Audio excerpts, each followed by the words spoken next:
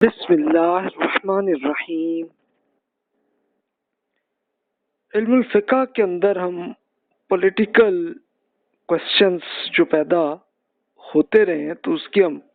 Study کر رہے تھے پچھلے لیکچرز میں۔ تو آج ہم ایک بڑا کریٹیکل کوشچن ہے کہ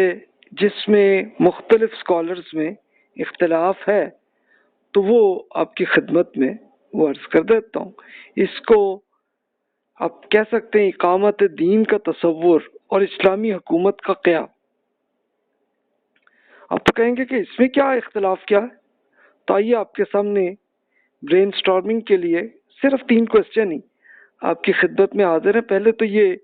دیکھ لیجئے کہ اقامت دین ہے کیا، اس کا تصور ہے کیا، اور اسی طرح ایک اور ٹرمینالوجی بھی چلتی ہے، حاکمیت الہی کا تصور۔ سمپل الفاظ میں یہ عرض کر دیتا ہوں، لیکن تفصیل سے وہ ہم آگے جا کے ڈسکس کرتے ہیں۔ یعنی اقامت دین اور حاکمیت الہی کا ایک تو یہ کہ اللہ تعالیٰ وہ اس کی حکومت ہے پوری کائنات پہ، وہ تو ہے ہی،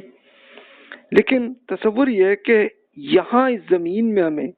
انسانوں کو جو پاور دی ہے تو ہمیں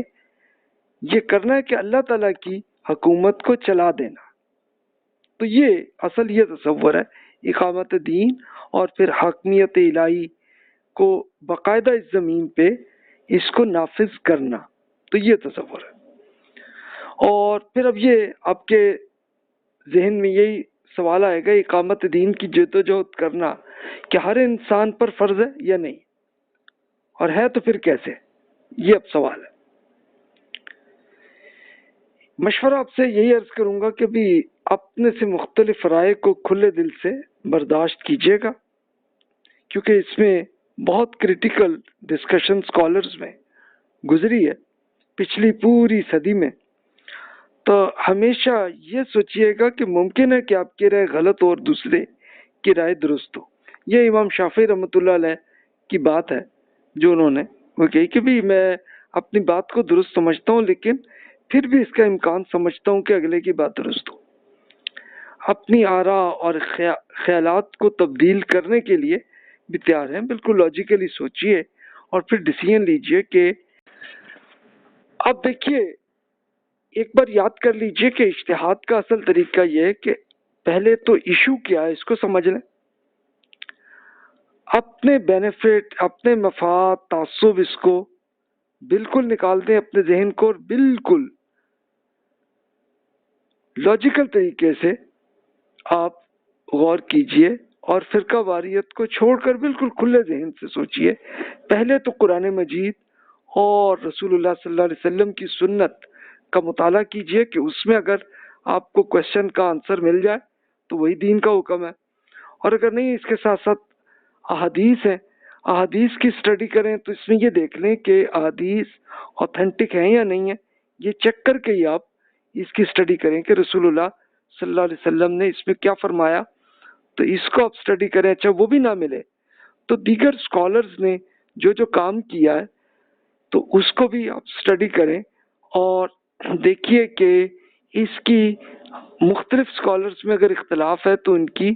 دلیل کیا ہے، ریزن کیا ہے، کس بیسس پہ انہوں نے فرمایا، اور اس کو لے کے آپ ایک کمپیریٹیو اسٹڈی کر کے آپ ڈیسیژن لے سکتے ہیں کہ جناب اس میں صحیح بات کیا ہے۔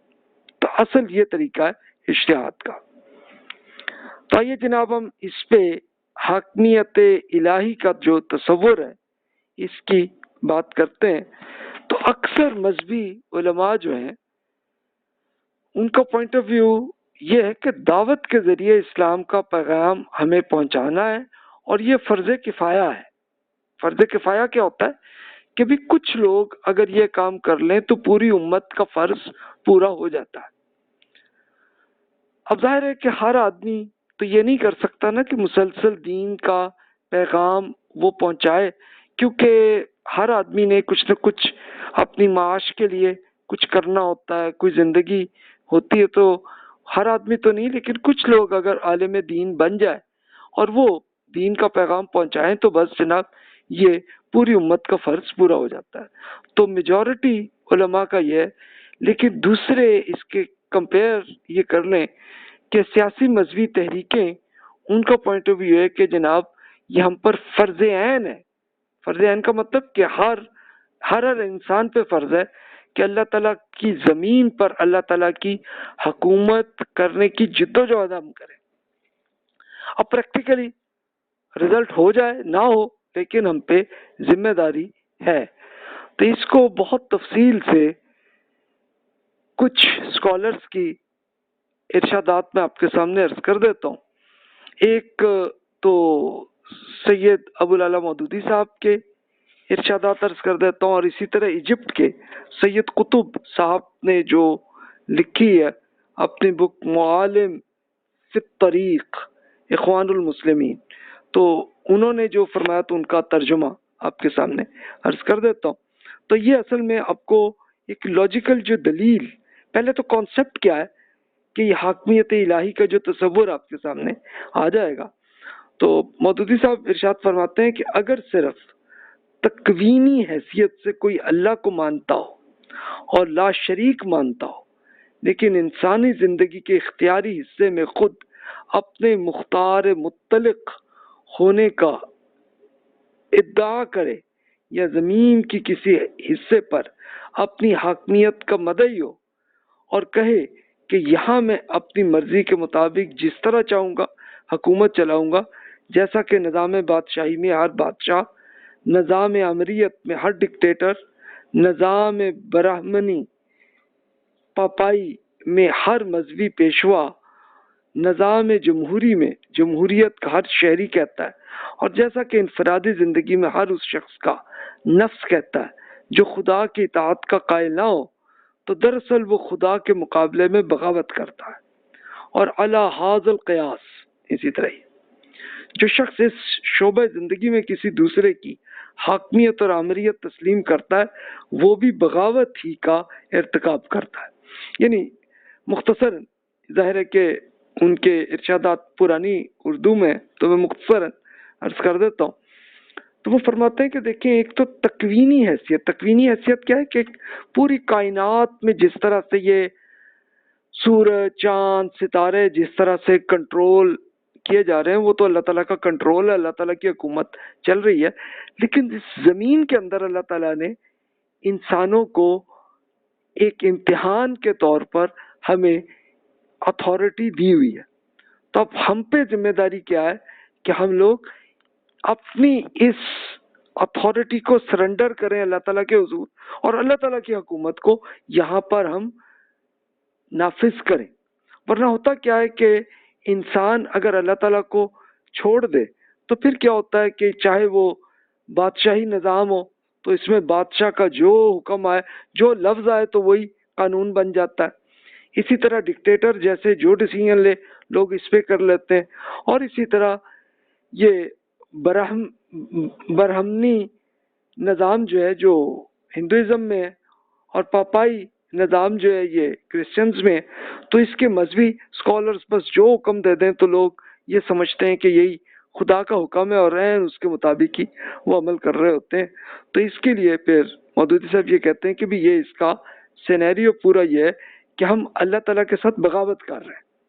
تو اس سے ہمیں بچنا ہے.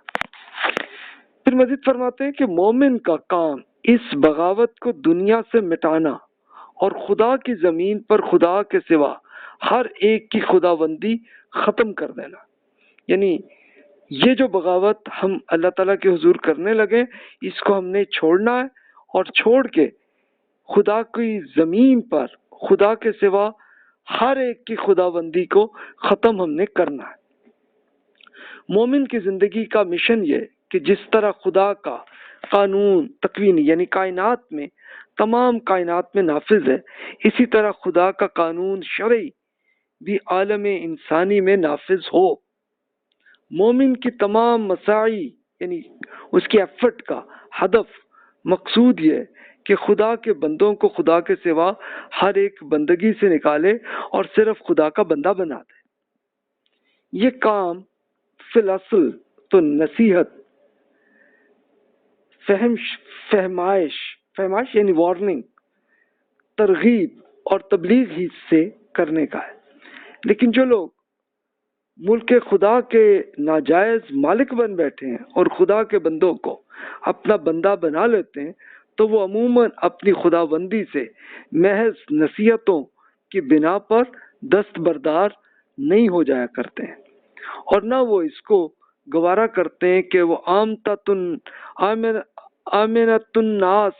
میں حقیقت کا علم پھیلے، کیونکہ اس سے ان کو خطرہ ہوتا ہے کہ ان کی خدا بندی خود بخود ختم ہو جائے گی۔ اس لیے مومن کو مجبوراً جنگ کرنی پڑتی ہے تاکہ حکومت الہیہ کے قیام میں جو چیز سد راہ ہو اسے راستے سے ہٹا دے۔